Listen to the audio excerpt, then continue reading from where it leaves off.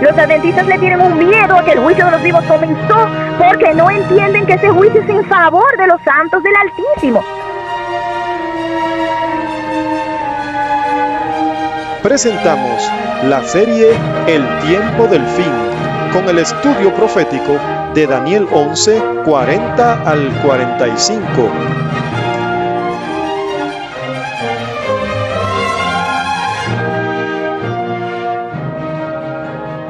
Muy buenos días, amados hermanos. Dios me los bendiga grandemente a todos. Una vez más estamos aquí para continuar con nuestra serie titulada El tiempo del fin. Ahora con nuestra entrega número 10, que será una continuación del audio 9, que no pudimos concluir por inconvenientes técnicos. Pero con la ayuda del Señor queremos retomar de inmediato el tema anterior que estuvimos desarrollando en base a Daniel 11, 41. La serie que estamos llevando a cabo está enfocada en Daniel 11, 40 al 45.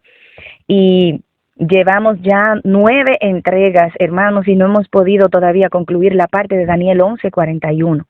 Esto nos dice que la información que el Señor nos está dando, las evidencias bíblicas son muy abarcantes y requieren estudio cuidadoso y consideración detallada, a tal grado que aún el estudiante no muy profundizador de la palabra de Dios pueda entender con la mayor sencillez posible la lógica que el Señor nos está mostrando en su palabra, ya que es un asunto vital, es un asunto, hermanos, de vida o muerte lo que nosotros estamos presentando en este estudio, no porque se trate del estudio propiamente dicho que estamos haciendo, sino porque el Señor está abriendo su palabra profética segura a los que quieren entender qué está sucediendo y qué tan pronto está la venida de nuestro Señor.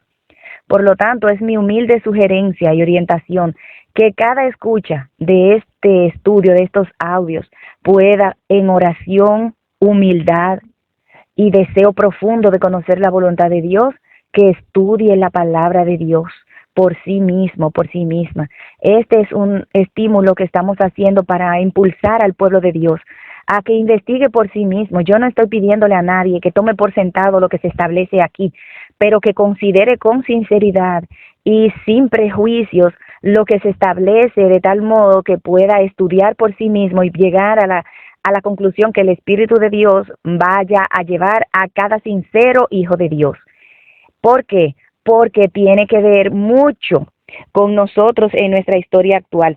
Hemos visto en Daniel 11:41 que el rey del norte, el siguiente paso que está dando, o el segundo de 3, que tiene que entrar en la tierra gloriosa, y ya hemos establecido muchas veces que la tierra gloriosa es Estados Unidos, y ellos mismos, el papado, ha podido descifrar, podríamos decir, revelar que dentro de los planes para lograr sus objetivos mundiales estaba la conquista espiritual de los Estados Unidos, y ellos mismos lo establecen como el segundo paso. Y el hecho de que ellos establezcan que es una conquista espiritual tiene que dejarnos dicho a nosotros muy claramente que la guerra ideológica que se está llevando a cabo ahora mismo en el mundo por la supremacía del mismo es una realidad que nos está afectando a todos y nos afectará especialmente a los adventistas del séptimo día, porque el versículo 41 no se queda solamente en que entrará en la tierra gloriosa. La siguiente parte dice que muchos caerán, y esos muchos que caerán constituyen las 5 vírgenes fatuas que no quisieron echar aceite en su vasija. ¿Cuál aceite? Ustedes saben que el aceite es un símbolo del Espíritu Santo. Y en nuestro audio anterior, con la palabra del Señor, pudimos mostrar que la lluvia tardía en su primera fase comenzó a descender en el septiembre 11 del 2001. Ya mostramos en las citas anteriores que vamos a releer hoy para entrar en contexto con la siguiente parte que tiene que ver con esta cita. Demostramos que en notas biográficas, la página 451 hablaba de que terribles escenas ocurrirían cuando el Señor se levantara para sacudir terriblemente la tierra. Y nosotros en el audio anterior pudimos mostrar cómo la Biblia es la que da la explicación de todas las cosas que estamos viendo. ¿Por qué? Porque la Biblia es la única que puede decirnos qué significa cada cosa. Y se lo voy a corroborar con una cita que hay en el capítulo 20 de la educación, el libro de la educación, la página 171, dice que la Biblia es su propio intérprete. Esta cita la hemos leído mucho en nuestro estudio, pero quiero repetirla, ponerlos en el contexto, porque como nosotros estamos interpretando lo que sucedió en el 9:11, es basado en una cita del espíritu de profecía, que la Biblia es la que tiene que decirnos qué significan esas cosas que el espíritu de profecía está diciendo, y la misma Biblia corrobora el mismo texto de notas biográficas en versículos que pudimos comprobar, como es el caso de Isaías 30:25 en adelante. Porque, mis amados, porque ha llegado un tiempo en el que el Espíritu Santo está haciendo una obra crucial, sin precedentes en la historia del pueblo de Dios, porque el pueblo de Dios necesitará estar revestido con toda la armadura de Dios si ha de subsistir en esta batalla. Esos muchos que caerán son los que obstinadamente se han negado a ver la luz que el Señor está derramando a raudales sobre su pueblo.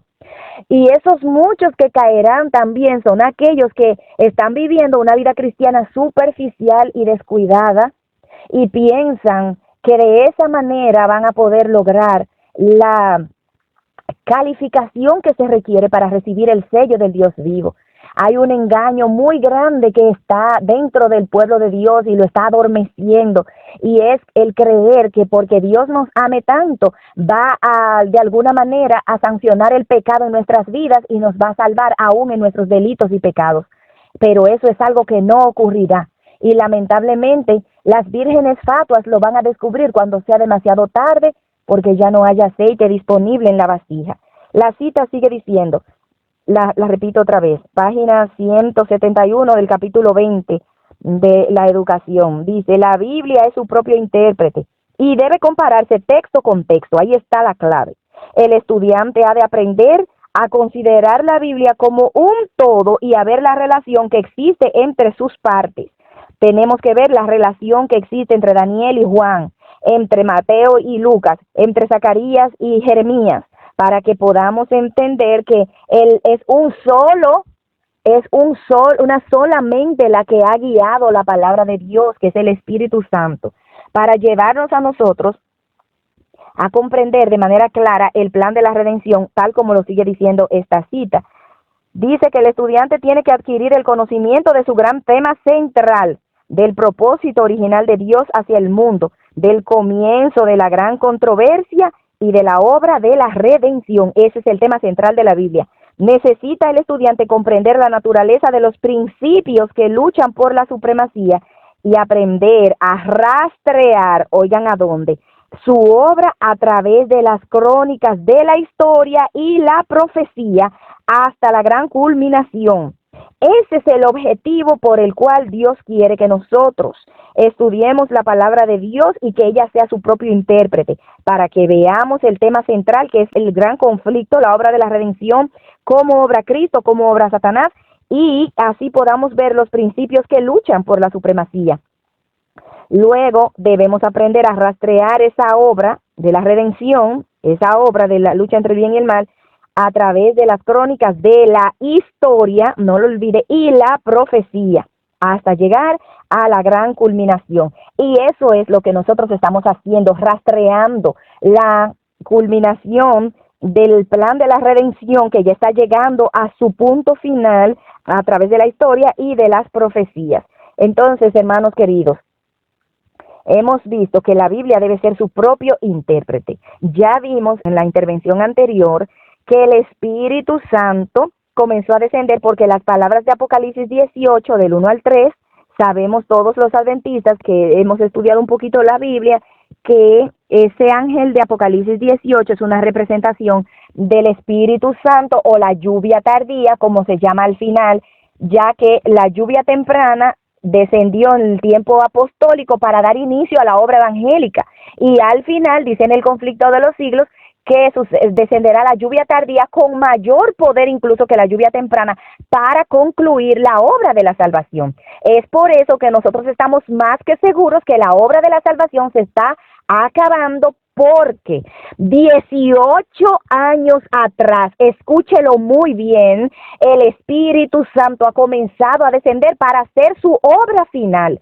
Ahora, la lluvia tardía es un proceso, al igual que cada cosa, porque no se da todo en un instante. Incluso la ley dominical es un proceso.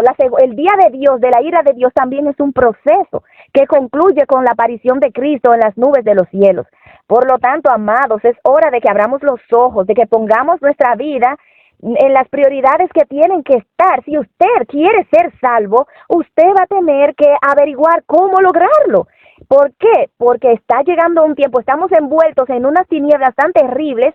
Satanás sabe que le queda poco tiempo y ha diseñado sus estrategias más grandes contra aquellos que van a vivir en la última generación, y esa generación es esta que estamos viviendo. Lo creas o no, lo entiendas o no, la palabra de Dios es clarísima cuando dice que esta generación, según dice Lucas 21, que vea de sí mismo estas señales, es la generación que ha de ver el cumplimiento de todas esas cosas. Y Cristo asevera, el cielo y la tierra pueden pasar, pero mi palabra no pasará. No pasará de esta generación sin que todas estas cosas acontezcan. Por lo tanto, amados, los eventos que nosotros hemos estado viendo desde 1989, que son el cumplimiento de Daniel 11:40, la segunda parte en adelante, son las últimas escenas que vamos a ver en la historia de este mundo y que están relacionadas con el hombre de pecado, tal como lo dice Mensajes Selectos, el tomo 2, la página 117. El escudriñador sincero, el adventista sincero. Hablo especialmente para los adventistas porque somos los primeros que tendremos que dar cuenta de lo que estamos haciendo, ya que el juicio comienza por la casa de Dios. Y para que Dios pueda utilizar a los adventistas que estén echando aceite en su vasija, un aceite que está descendiendo ahora, que está siendo provisto ahora, para que podamos tener la experiencia espiritual que se requiere, el carácter de Cristo que se requiere para recibir el poder de la lluvia tardía y así proclamar el fuerte pregón y sacar a los otros hijos de Dios sinceros que están en otras iglesias pero que no conocen la verdad con respecto a la obra del papado, con respecto a lo que significa la marca de la bestia, que es la imposición de un falso día de reposo que no está establecido por la Biblia, sino por el hombre de pecado, y es la señal de su autoridad, como ellos mismos así lo estipulan. Necesitamos los adventistas abrir los ojos. Y lo que pasó en el 9/11 es algo que cada adventista debiera investigar. Pero ¿saben qué? Nosotros nos conformamos con decir, Elena de White predijo que las torres iban a caer. ¿Pero para qué lo predijo? Eso era solamente una señal, como claramente lo dice la cita, donde ella dice que cuando veía los grandes edificios levantarse allí piso tras piso, qué terribles escenas ocurrirían cuando el Señor se levantara para sacudir terriblemente la tierra. Entonces, esa era la señal de que el Señor se iba a levantar para sacudir terriblemente la tierra y que se cumplirían las palabras de Apocalipsis 18 del 1 al 3. Y ella dice en la cita, todo el capítulo 18 de Apocalipsis es una advertencia de lo que ha de suceder en la tierra. En el capítulo 18 de Apocalipsis arranca lo que ha de suceder en la tierra en las escenas finales, porque yo les he dicho muchas veces que Daniel 11 de los versos 40 al 45 es como una clave, un catalizador que tiene en resumen lo que se detalla en Apocalipsis desde los capítulos 13 hasta el capítulo 18.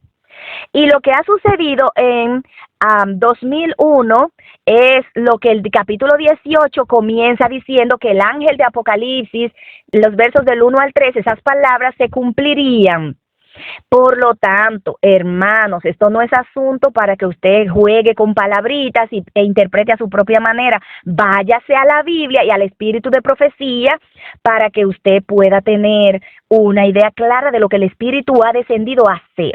Porque ya vimos anteriormente que el espíritu desciende siempre en dos fases. Primero desciende para dar luz, para dar conocimiento sobre la palabra profética más segura, de tal modo que usted pueda saber dónde estamos en la crónica de la historia ahora mismo y de las profecías.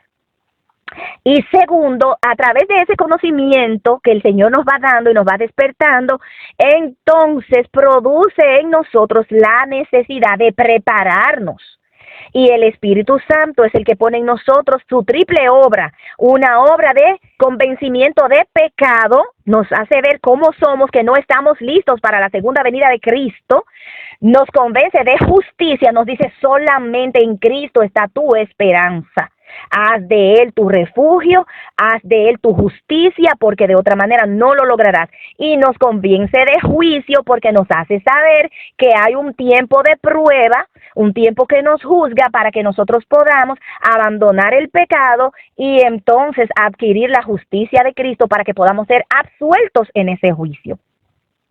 Eso es lo que dice el libro de los Hechos, que es la obra que realiza Cristo en la etapa final, en el capítulo 3 de los Hechos.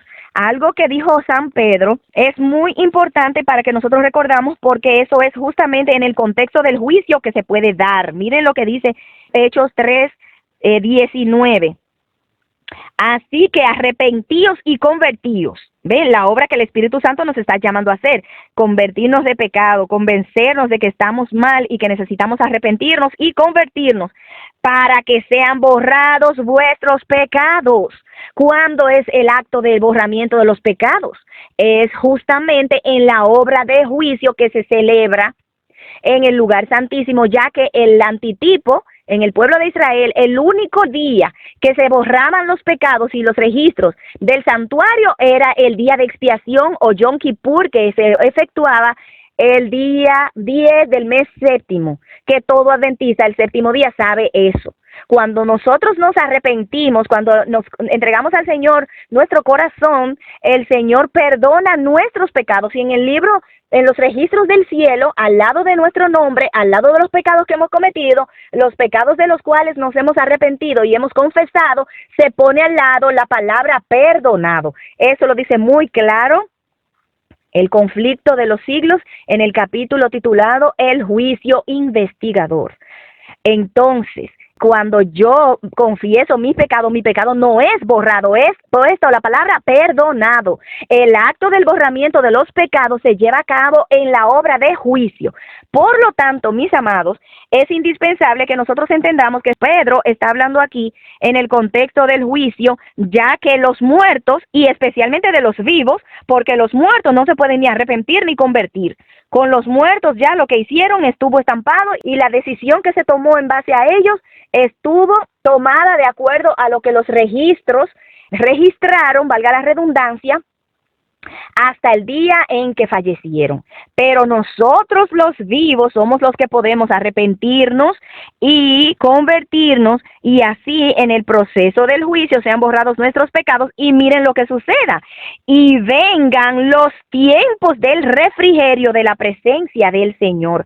¿Qué son los tiempos del refrigerio? Nosotros leímos en la cita anterior lo que decía Joel, Joel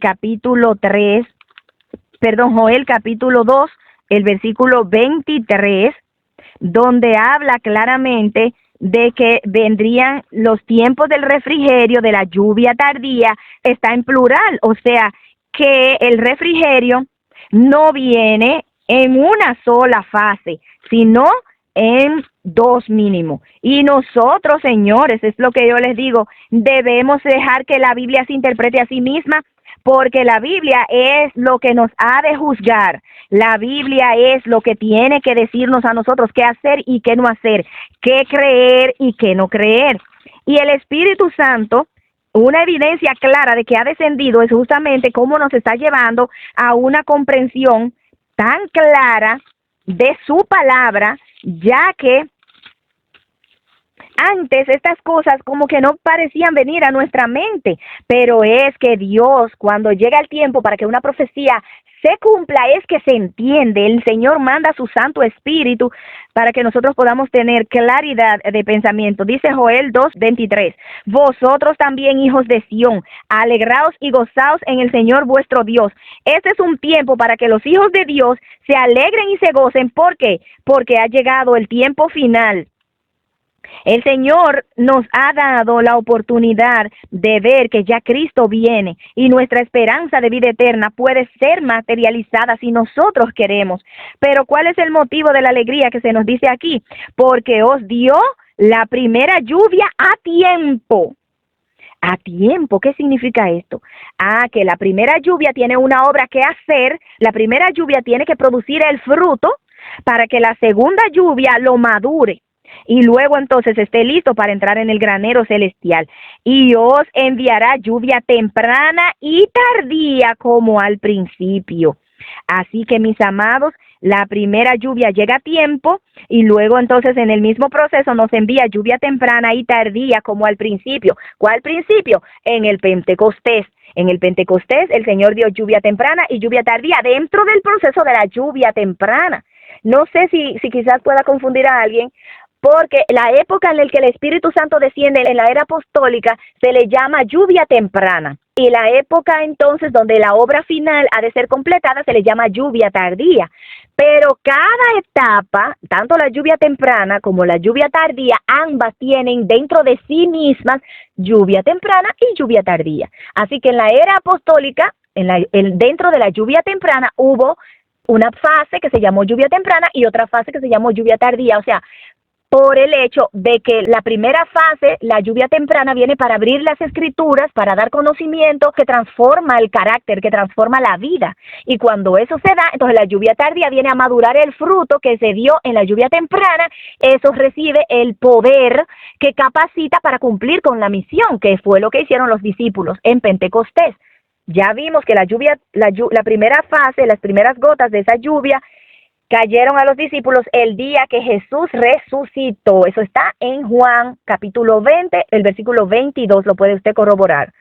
Y luego sabe que en Pentecostés descendió el Espíritu Santo mientras todos estaban en el aposento alto, unánimes, juntos. Allá había habido ahí confesión, ya había habido ahí humillación, pedidera de perdón. O sea, la lluvia temprana había hecho la obra y había producido el fruto digno de arrepentimiento, el fruto de justicia.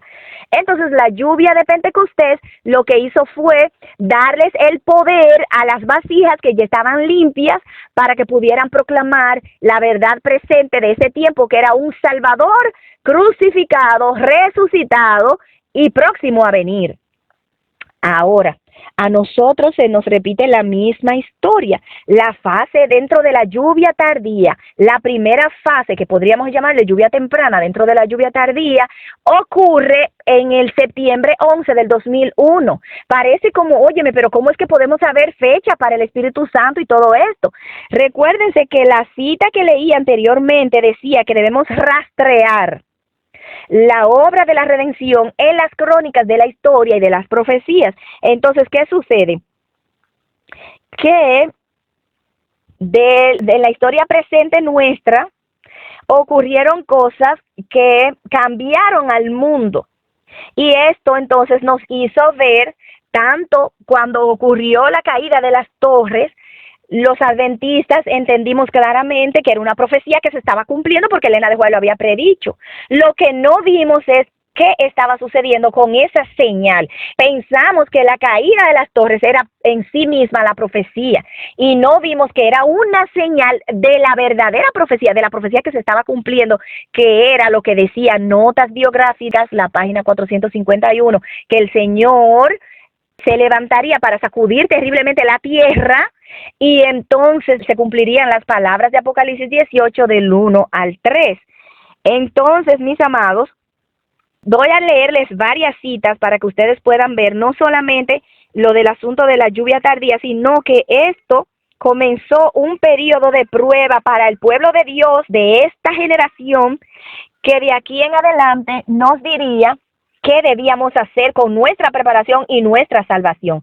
Porque parece, para los que no están estudiando la palabra de Dios, parece que todo está normal, parece que el tiempo va a durar muchísimo más, Sin embargo, muchos van a despertar a una cruda y difícil realidad cuando se den cuenta que los eventos del tiempo del fin estaban pululando por todas partes y ellos no se dieron cuenta porque estaban entretenidos en la búsqueda de los afanes de este mundo, en el logro de metas terrenales, y olvidaron adquirir la sabiduría y el conocimiento que los prepararía para entrar en el granero celestial. Porque ahora mismo el Espíritu Santo lo que está haciendo, mis amados, es recogiendo su precioso trigo para entrarlo, lo está madurando para que cuando llegue el momento de entrarlo en su granero ya esté listo. Es hora de que los adventistas del séptimo día abran los ojos. De aquí en adelante voy a contarles cosas que se están cumpliendo, que para la mayoría parecerán difíciles de asimilar, pero hay un así dice Jehová para probarlo. Y el estudiante sincero y el adventista, el cristiano sincero que quiera conocer la verdad, conocerá la doctrina si viene de Dios o no viene de Dios. Por lo tanto, mis amados, es importante que entendamos que no podemos jugar con nuestra salvación. Hay una cita que está en Isaías, el capítulo 3, porque la palabra de Dios dice, la cita que acabamos de leer, que el Señor se levantaría para sacudir terriblemente la tierra. Necesitamos entender, como dice la cita, qué significa eso, pues la Biblia es su propio intérprete. Debe compararse texto con texto para que nosotros podamos tener claro que las interpretaciones que damos no vienen de nadie, se las saca de la planta de los pies. Es la misma Biblia que debe interpretarse a sí misma. Y si el espíritu de profecía lo inspiró el mismo espíritu, entonces el espíritu de los profetas tiene que estar sujeto a los profetas, como dice la misma Biblia. Por lo tanto, lo que Elena de White dice es lo mismo, que tiene que estar en consonancia con lo que dice la palabra de Dios, lo que dice la Biblia, y viceversa. Ahora, ¿qué significa cuando el Señor se levanta? Porque, como yo decía en el audio anterior, siempre hemos creído que el Señor se levantaría en Daniel 12:1 cuando concluya el tiempo de gracia para la humanidad. Pero hoy vamos a ver que el Señor no se levantó ahí no es ahí donde se levantará por primera vez. Ni siquiera en el 9:11 se levantó por primera vez, sino que Él se ha levantado varias veces en la Biblia para indicar un objetivo, para indicar una acción. Y eso es lo que vamos a ver. En Isaías 3, los versos 13 y 14 dice aquí: el Señor está en pie, mírenlo ahí levantado, para litigar, para juzgar a los pueblos. ¿Para qué es que el Señor se levanta?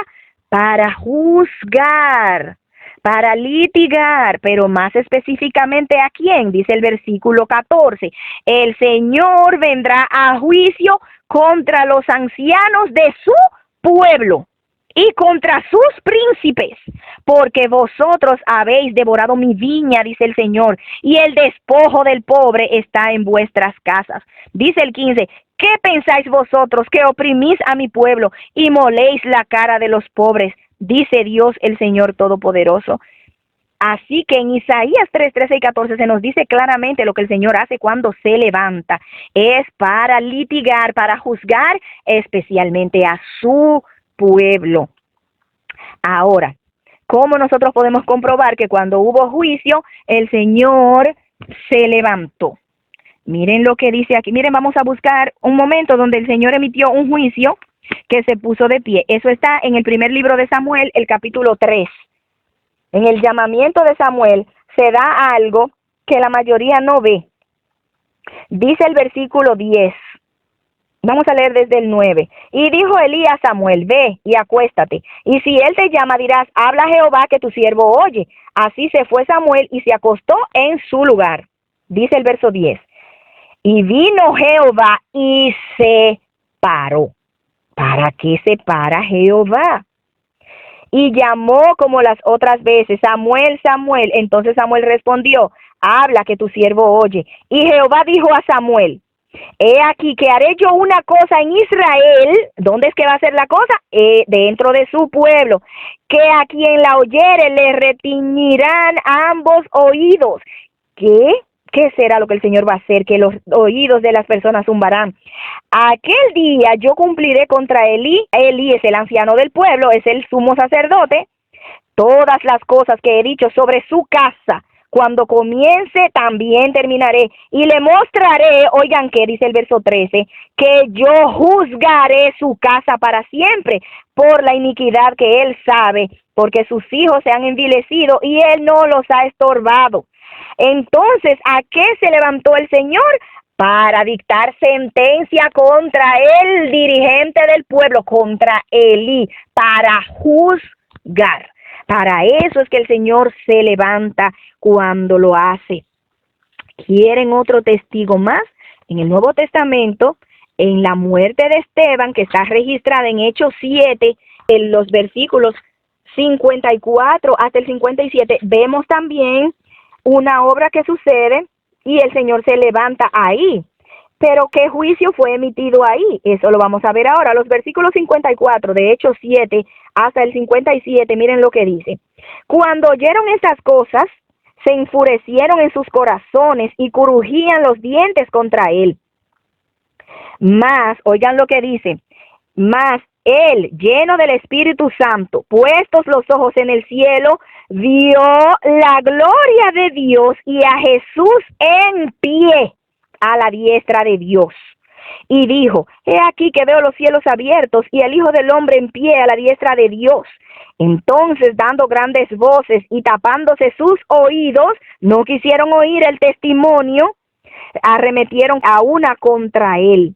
Entonces, díganme una cosa, hermanos, ¿qué hacía Jesús de pie en el año 34, que fue donde se dio esta escena? Que Esteban lo ve. Ustedes saben muy bien que en el año 34, justamente con el apedreamiento de Esteban, se cumplió la profecía, terminó de cumplirse la profecía de las 70 semanas, donde fue el plazo que se le dio al pueblo de Israel para aceptar a Jesús como su Mesías. ¿Y qué hicieron? Lo rechazaron. Por lo tanto, ¿qué estaba haciendo Dios? Emitiendo juicio contra el pueblo de Israel. Por eso estaba de pie ahí. El comentario bíblico adventista dice que no se sabe por qué Esteban ve a Jesús de pie ahí. No se sabe, no se sabía, porque es cuando llega el tiempo que una profecía se cumple, que se entiende. Nosotros sabemos ahora que Jesús estaba de pie porque estaba emitiendo juicio ahí contra el pueblo de Israel. Ahí se terminó el tiempo de gracia para el pueblo de Israel como nación. Escuchen aquí grandemente. Entonces, en el 9:11, hermanos queridos, lo que acontece es, al Jesús ponerse de pie, es comenzar una obra de juicio con su pueblo. Pero usted dirá, pero ven acá, y en 1844 no comenzó esa obra de juicio con su pueblo. Claro que sí. Sin embargo, esa obra de juicio también tenía dos fases. Dice el conflicto de los siglos claramente que comenzó con los muertos desde Adán y siguió por cada generación sucesiva y luego seguiría con los vivos. Entonces, lo que está diciéndonos Notas Biográficas, la página 451, que cuando el Señor se levantó en el 2001 fue para comenzar una obra de juicio con su pueblo en su segunda fase, o sea, pasar al juicio de los vivos, porque nosotros sabemos, los que estamos en el santuario celestial, sabemos que Cristo está haciendo una obra de juicio desde 1844. Lo que nunca se nos había dicho es que, porque no había una profecía que dijera cuándo iba a comenzar el juicio de los vivos, eso es así. ¿Cómo nosotros podemos saber que comenzó ahí? No porque pudimos predecirlo, sino porque cuando se cumplió, el Señor le hizo saber a sus siervos lo que estaba haciendo, porque cuando llega el tiempo para que una profecía se cumpla, es que se entiende. Hermanos queridos, la sierva de Dios dice en el conflicto de los siglos, pronto, nadie sabe cuándo, comenzará con los vivos. Eso es así. Pero la cita dice pronto, nadie sabe cuándo, pero no dice nadie sabrá cuándo. ¿Por qué? Porque cuando una profecía se cumple, ya no es profecía, es historia.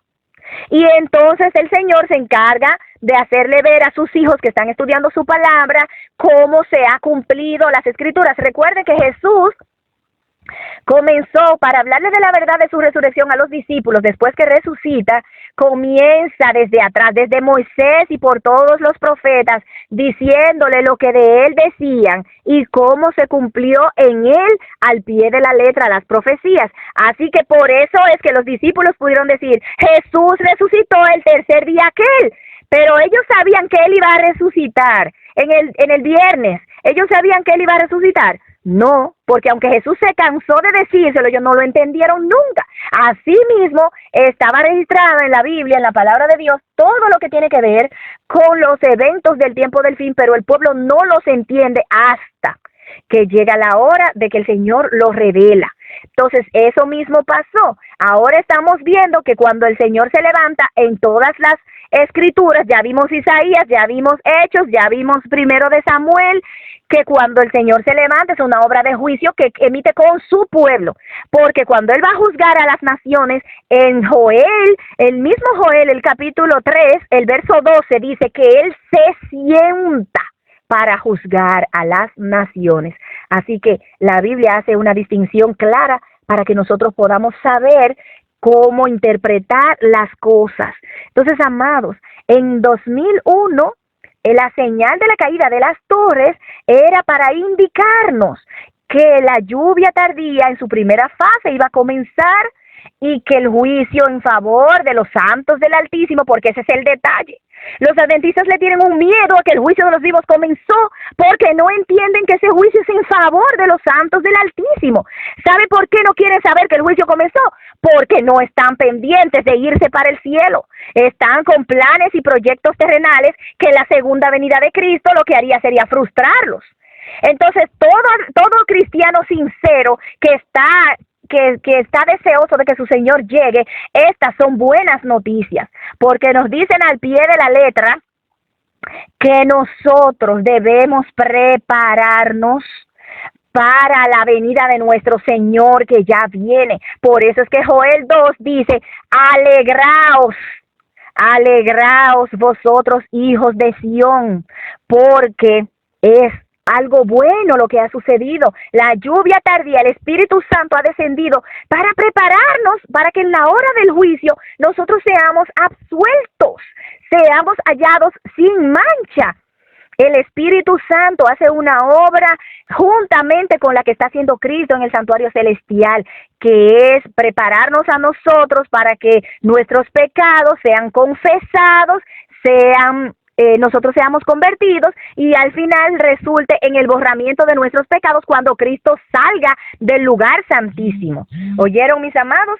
Por lo tanto, es importante que entendamos esta fase. Por eso es que está habiendo un cambio tan grande en la vida de algunos para bien y en la vida de otros para mal, porque nosotros estamos en la balanza del santuario. El Espíritu Santo ha descendido a hacernos saber qué está haciendo Cristo en el cielo, está haciéndonos saber cómo está el movimiento profético hasta ahora para que podamos hacer los preparativos que se requieren para ser hallados en paz cuando Él se manifieste en gloria.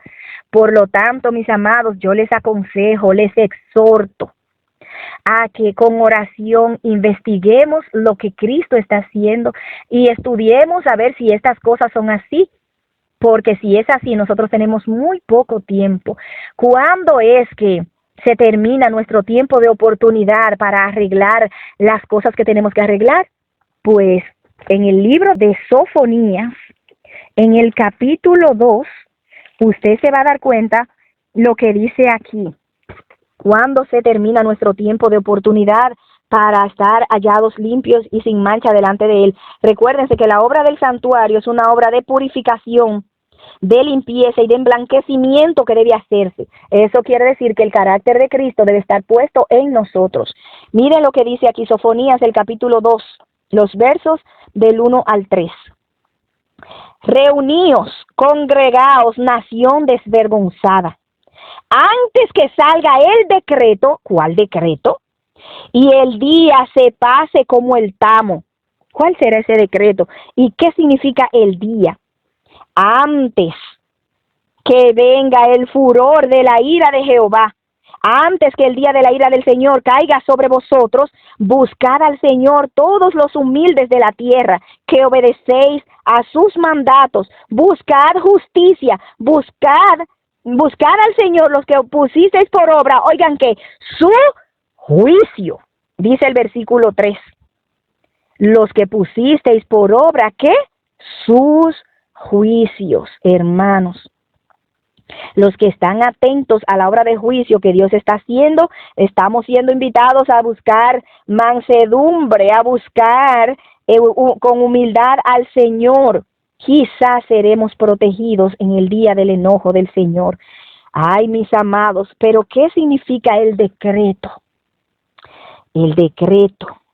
Dice Testimonios para la Iglesia, el tomo 5, la página 200. Cuando se promulgue el decreto y se estampe el sello, su carácter, o sea, el carácter del pueblo de Dios, permanecerá puro y sin mancha para la eternidad. ¿Cuál decreto debe promulgarse? Nosotros sabemos que es el decreto de la ley dominical en Estados Unidos. Ahí será el momento cuando el papado conquiste la tierra gloriosa de manera espiritual, porque ustedes saben muy bien que el falso día de reposo, la adoración en domingo, es la marca de autoridad del papado, que ellos mismos aseveran que son la iglesia verdadera porque tuvieron la autoridad de cambiar el día de reposo bíblico del sábado por el domingo. Eso lo establecen ellos claro como el agua en sus documentos. Hay una página en inglés que se llama María en línea, Mary Online, donde ellos tienen un desafío, donde ellos mismos establecen que eso es lo que les da a ellos la prerrogativa de ser la iglesia verdadera, porque pudieron cambiar el día de reposo, y que todo el mundo lo ha aceptado así, especialmente los protestantes, porque también adoran en ese día, reconociendo la supremacía de la Iglesia Católica Romana. Hermanos, cuando se promulgue el decreto, muchos caerán, dice Daniel 11:41. ¿Cuáles son esos muchos que caerán? La nación desvergonzada, el pueblo de Dios que está haciendo lo que le da su voluntad ahora mismo, los que no quieren poner por obra su juicio, los que están buscando prosperidad mundanal antes de confesar sus pecados y de arrepentirse, esos son los que caerán. Las vírgenes fatuas.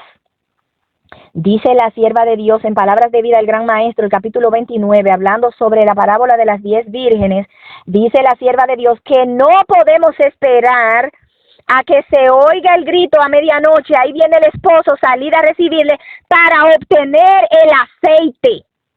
Si esperas ese grito a medianoche que dice, ahí viene el esposo, dice el mismo capítulo en la página 339, que es en la crisis cuando se revela el carácter, cuando las vírgenes, cuando se oyó el clamor a medianoche, ahí viene el esposo, salir a recibirles, todas despertaron de su sueño y se vio quién había hecho provisión para la preparación y quién fue hallado sin preparación. Cuando esa crisis llegue, y nosotros sabemos que la crisis de la marca de la bestia es lo que va a despertar a cada adventista el séptimo día, preparado o no preparado, no habrá un solo adventista que no sepa que llegó el fin.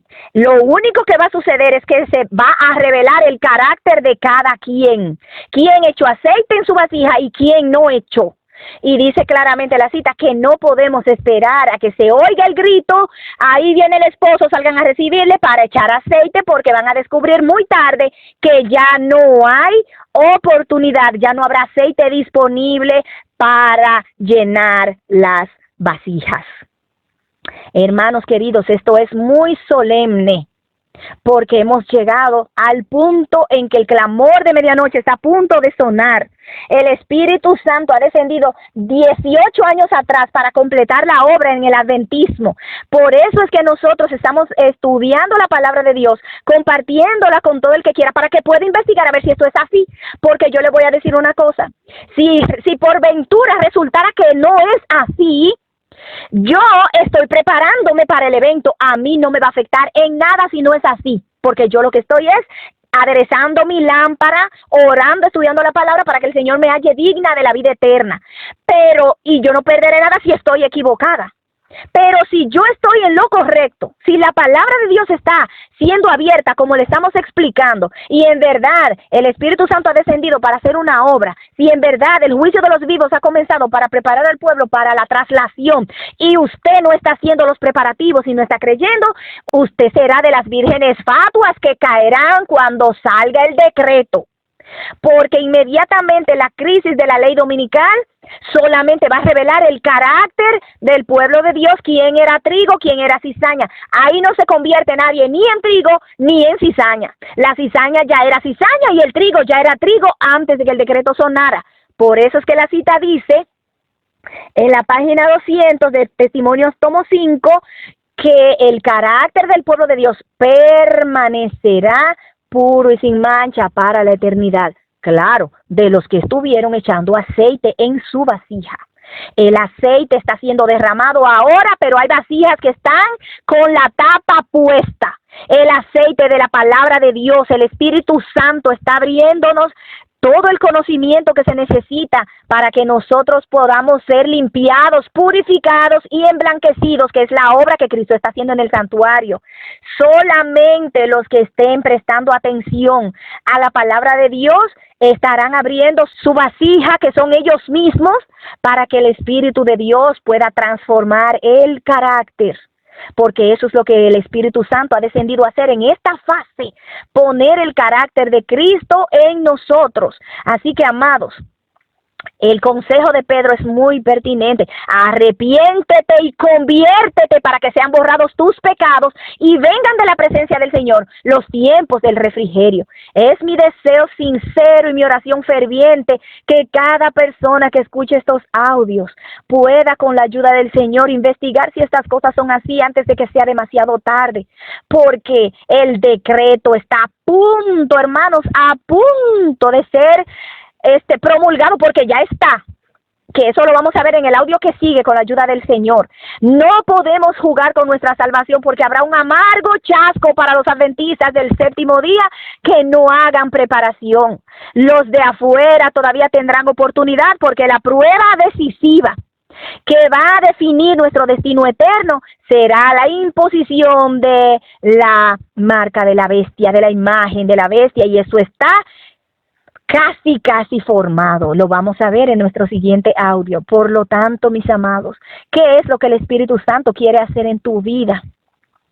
Vamos a ver en la siguiente intervención, con la ayuda de Dios, cómo es que el Espíritu Santo está obrando, qué debemos nosotros hacer y qué tanto tiempo nos queda, porque aunque no tenemos una profecía de tiempo, tenemos eventos que nos marcan claramente lo cercano del fin de la historia de este mundo y de nuestro tiempo de gracia, y no podemos darnos el lujo de dejar esta cuestión al azar o al vamos a ver qué pasa, porque todos los que piensan en un bueno, vamos a ver qué pasa, se van a encontrar del lado equivocado en un momento donde ellos no van a querer estar ahí. Que Dios te ayude, mi hermano, mi hermana querida, a poder entender que si te pierdes, te vas a perder porque tú quieres, porque el Espíritu Santo está gimiendo con gemidos indecibles, intercediendo por nosotros, para que nosotros podamos prestar atención a los mensajes de amonestación. Las señales en tierra y mar están indicando que sucesos de la mayor gravedad están a punto de acontecer. Estamos frente a la crisis de los siglos, y solamente tú podrás decidir qué va a suceder con tu vida, porque si le abres la puerta al Espíritu de Dios, que está dándote la oportunidad de ser reformado, transformado, purificado, emblanquecido y limpiado, entonces podrás contarte con aquellos que tendrán palmas de victoria en el monte de Sión y tener la victoria sobre la marca de la bestia y su imagen. Pero si estás perdiendo tu tiempo persiguiendo sueños terrenales, buscando pensión, buscando título, buscando casa, buscando riquezas, buscando lo que sea, vas a encontrarte muy decepcionada dentro de poco, cuando te des cuenta que ya no hay tiempo. Es imposible agarrar los dos mundos, porque o agarras este para soltar aquel, o sueltas este para agarrar aquel, pero no se va a poder tener este mundo y el venidero a la misma vez. Pero es mi ruego y mi oración que puedas, con la ayuda del Señor, alcanzar la vida eterna que Cristo Jesús está dándonos con tanto amor y empeño. Que Dios te bendiga. Vamos a orar. Padre de la gloria y de la misericordia, muchas gracias porque eres tan bueno y tu palabra es tan maravillosa. Espíritu de Dios, es mi ruego y mi oración en esta hora que cada hijo tuyo pueda saber que no hay tiempo que perder, Señor. A mis hermanos que me perdonen si quizás hablo con tanta emoción, con tanta fervor, pero es que el tiempo en el que estamos viviendo amerita que el pueblo sea despertado, Señor. Permite que cada uno de ellos pueda saber, mi Dios, que tú estás a punto de salir de la obra de intercesión entre el Padre y el hombre pecador. Por lo tanto, mi Dios, que tu pueblo se prepare, aderece la lámpara, quite la tapa de la vasija para que el aceite celestial pueda ser derramado. Y ten misericordia de aquellos que están devorando la viña y que no están enseñándole al pueblo lo que tiene que saber, Padre celestial. Dios mío, ayuda a tus hijos sinceros. Ten misericordia, Padre, de aquellos que estando en poder, en autoridad, no están dándole a la trompeta un toque certero. Ten piedad, Señor, de los dirigentes de tu pueblo que están devorando tu viña. Y los pobres, Señor, que no quieren estudiar tu palabra, se van a dejar engañar, se van a dejar seducir, porque ellos mismos no estudian para saber si esas cosas son así. Pero Padre de la gloria, tú dices que ni una ovejita sincera tuya se perderá. Por eso, obra en los corazones de tus hijos sinceros para que puedan alcanzar misericordia antes de que sea demasiado tarde. Gracias, Señor, por escucharnos en el nombre de Jesús. Amén.